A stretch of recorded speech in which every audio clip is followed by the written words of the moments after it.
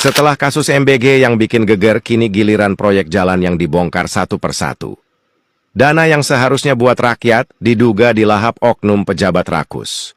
Dengan nada tinggi dan wajah tegas, Purbaya berkata, "Saya sudah tahu siapa yang main-main dengan dana rakyat. Tahun 2025 ini jangan kira bisa sembunyi di balik jabatan.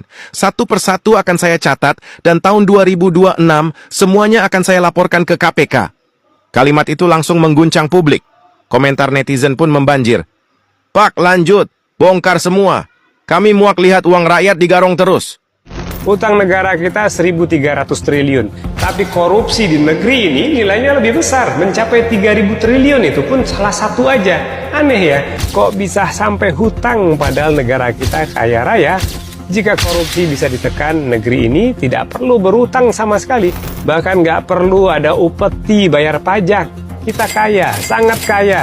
Sumber daya kita melimpah, sangat kaya. Sumber daya kita banyak di mana-mana. Hasil bumi kita luar biasa.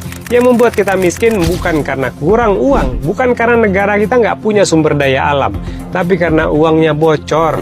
Bukan karena tidak mampu sehingga punya utang, tapi karena kejujuran kita yang defisit.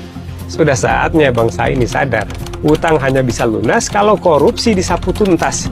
Di era kepemimpinan Pak Purbaya, tidak ada lagi yang bisa bermain-main, dan ketegasan seperti inilah yang kita inginkan selama ini. Jadi 26 pegawai ini sebenarnya melakukan pelanggaran apa? Diketahui bahwa 26 pegawai yang baru-baru ini dipecat ini berada di lingkungan pajak ya. Karena mereka telah menerima uang di luar wewenang alias terbukti melakukan fraud, kecurangan, atau penipuan. Ini merupakan pelanggaran yang sudah tidak bisa dimaafkan lagi, tidak bisa ditoleransi lagi teman-teman. Bahkan lo tahu nggak sih, Dirjen Pajak ini sampai mengatakan 100 perak aja kecurangan yang dilakukan oleh pegawai pajak, maka mereka akan dipecat. Ini merupakan langkah internal bersih-bersih dari Direktorat Jenderal Pajak di era kepemimpinan Menteri Keuangan Purbaya. Jadi ini adalah langkah untuk memulihkan kepercayaan publik terhadap pajak. Bener banget, Rin. Gue yakin banget di era kepemimpinan Pak Purbaya saat ini, banyak yang percaya beliau mampu bekerja dengan sangat baik, tidak ada ampun, tidak ada toleransi, dan mampu menjaga keuangan Indonesia dengan keputusan-keputusan yang sangat bijak. Bahkan kita tahu sendiri bahwa Pak Purbaya tidak akan mengeluarkan jenis pajak baru pada masyarakat.